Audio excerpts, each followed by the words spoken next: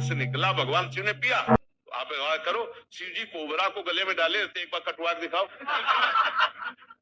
शिव जी ने गंगा जी धारण किया, एक बाल्टी पानी धारण करो। शिव जी ने गंगा जी धारण किया, एक बार। शिव जी कभी भांग नहीं खाते।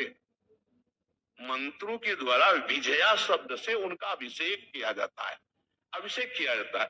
शिव जी के ऊपर जहर का फल चढ़ता है, धतूरा का। शिव जी के ऊपर कौड़ा का फूल चढ़ता है, चढ़ता है ना, खा लो, जहर है, हलाहल जहर, आके तो दिखाओ।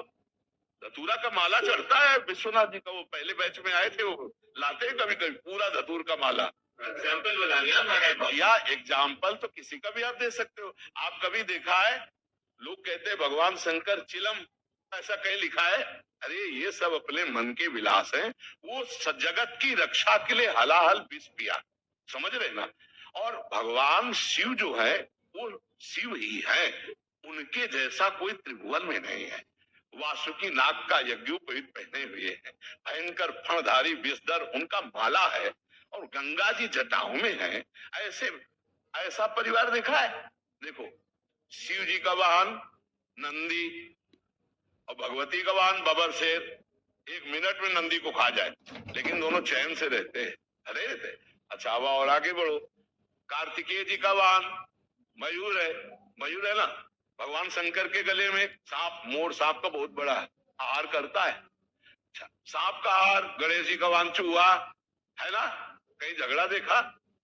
बिल्कुल शांति से पूरा। अरे शिव की समता कोई कर सकता है? शिव तो शिव है। व्यसन करने में शिव को मत ला यार, कि भगवान शंकर नशा गए। अरे यार वो तो परमात्मा है यार, वो तो महादेव, देवाधिदेव महादेव है। नहीं, ऐसा नहीं है। और सब देखो, और भी जाते जाते एक और बात करें, जैसे होली है ना, तो लोग होली में कहते हैं कि साल भर तो नहीं पीते, लेकिन होली में पी ऐसे। हाँ, तो ये होली पीने के लिए नहीं है, ये उत्साह मंगल है। देखो, लोक में होली त्योहार क्यों मनाया जाता है? आप जानते हो क्यों मनाया जाता है? परम भक्तराज प्रहलाद जी का उत्सव है ये। जब हिरण्यकश्यप की बहन होलिका ने देखा कि प्रहलाद जी किसी भी तरह से मर नहीं रहे और मेरा भाई निराश हो रहा है, तो उन्होंने हिरण्यकश्यप से कहा, भैया मैंने अग्नि की साधना करके एक शीतल पट प्राप्त किया है, कि घोर अग्नि की ज्वाला में मैं बैठ जाऊंगी, मेरा रोम नहीं झुलसेगा और ये जलकर भस्म हो जाएगा, आपको चिंता नहीं करनी। तो ढेर सारी लकड़ियों का एक पहाड़ बनाया गया, और उसमें गुफा जैसे में प्रहलाद जी को लेके बैठ गई। वो अग्नि को सिद्ध की हुई थी, पीत जो वस्त्र था ऐसे ओढ़ ले तो अग्नि छुएगी नहीं और प्रहलाद जी भस्म हो जाएंगे, ऐसा पक्का इरादा। आग लगी, ताकर दूत अनल जे सिरजा, जरा न सोते कारण गिरजा।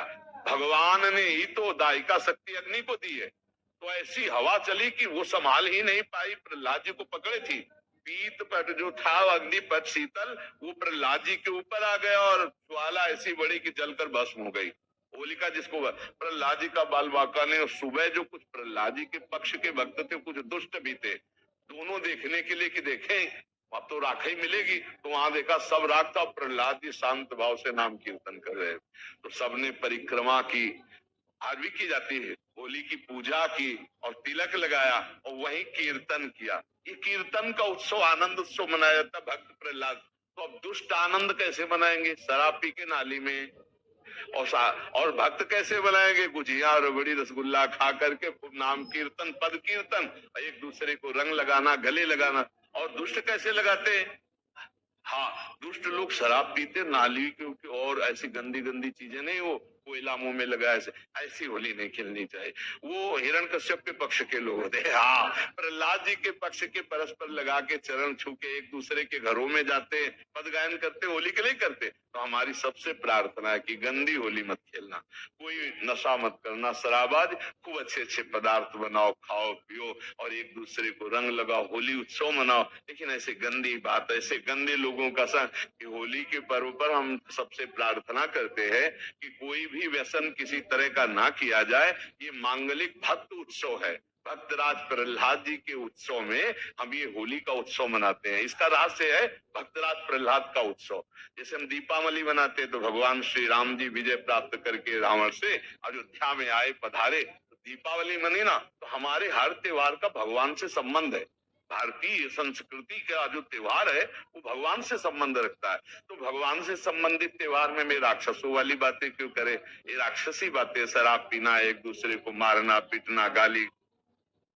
अब भगवत स्मृति के बिना हम एक जगह फंसे ही फंसे हैं। देख लो, एक थोड़ी याद है हमारी, एक याद नहीं, एक जगह नहीं फंसे, सैकड़ों हजारों जगह फंसे हैं।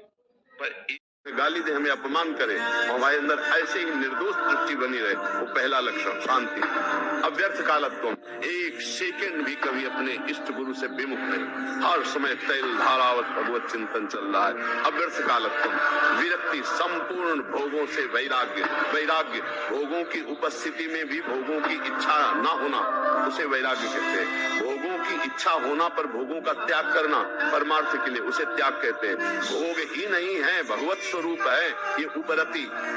भोगों की उपस्थिति में भी भोगने की इच्छा ना होना, उसे वैराग्य कहते हैं। विरक्ति, मान शून्यता, किसी भी तरह के कोई मान सम्मान की गंध भी हृदय में न रह जाए। मान शून्य, आशा बंदा, दृढ़ आशा मुझे भगवान की प्राप्ति होगी। समुत्कंठा नाम गाने सदा रुचि, उत्साह पूर्वक निरंतर नाम गुण कीर्तन लीला गायन लीला चिंतन का अभ्यास किया जा रहा है। समुत्कंठा नाम गाने सदा, आसक्ति तद्गुणाख्याने, अपने आराध्य देव की चर्चा करने में आसक्ति हो, और प्रीति तद्वसित फले। जहाँ हमारे गुरुदेव, जहाँ हमारे आचार्य, जहाँ हमारे इष्ट विराजमान है, उनकी जो लीला भूमि उसमें परम प्रीति हो।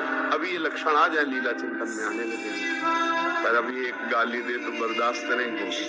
थोड़ा सा भी हानि हो जाए, अनुकूलता को भगवत कृपा मानने वाले, प्रतिकूलता को भगवान के प्रति नास्तिकता का भाव लाने वाले, ये लीला प्रेम से अनुभव ऐसे तो होता तो बड़े बड़े महात्मा जन जो आजीवन भगवत आराधना करते हैं तो साल 6 महीना में सब हो जाता है। ऐसा नहीं हो सकता, हम कह रहे 1 मिनट में हो सकता है, पर वो तन्मयता तो आवे। जन्म जन्मांतरों से बिगड़ेल मन जो विषयों में जा रहा है उसको समेट पाओ, एक जन्म में भगवत प्राप्ति कर लो, बहुत बड़ी बात है। उसको समेट तो लो।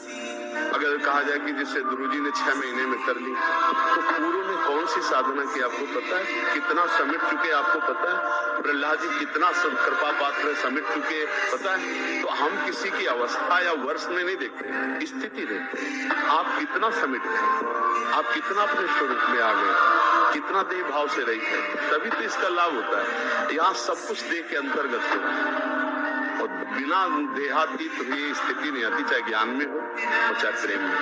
प्रेम में पांचों भूले देह सुधी, छठे भावना रास, तब पावे रसरी स्वामी श्री अरदास। पूरे शरीर का अर्थ के लिए उसे त्याग कहते हैं। भोग ही नहीं है, भगवत स्वरूप है ये उपरति।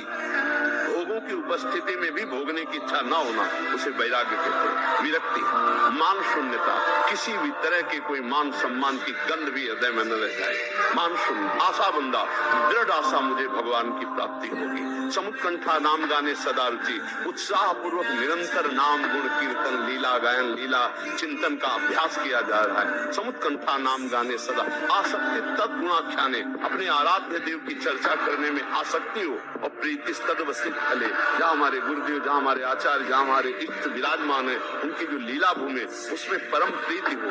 अभी ये लक्षण आ जाए लीला चिंतन में आने लगे, पर अभी एक गाली दे तो बर्दाश्त नहीं होगी। थोड़ा सा भी हानि हो जाए, अनुकूलता को भगवत कृपा मानने वाले, प्रतिकूलता को भगवान के प्रति नास्तिकता का भाव लाने वाले, ये लीला प्रेम से अनुभव ऐसे तो होता तो बड़े बड़े महात्मा जन जो आजीवन भगवत आराधना करते हैं तो साल 6 महीना में सब हो जाता है। ऐसा नहीं हो सकता, हम कह रहे 1 मिनट में हो सकता है, पर वो तन्मयता तो आवे। जन्म जन्मांतरों से बिगड़ेल मन जो विषयों में जा रहा है उसको समेट पाओ, एक जन्म में भगवत प्राप्ति कर लो, बहुत बड़ी बात है। उसको समेट तो लो।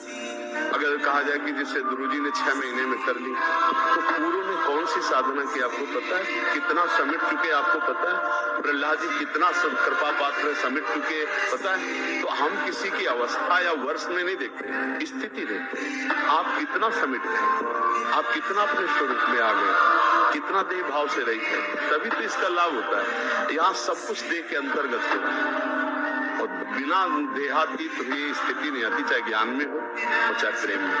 प्रेम में पांचों भूले देह सुधी, छठे भावना रास, तब पावे रसरी स्वामी श्री अरदास। पूरे शरीर का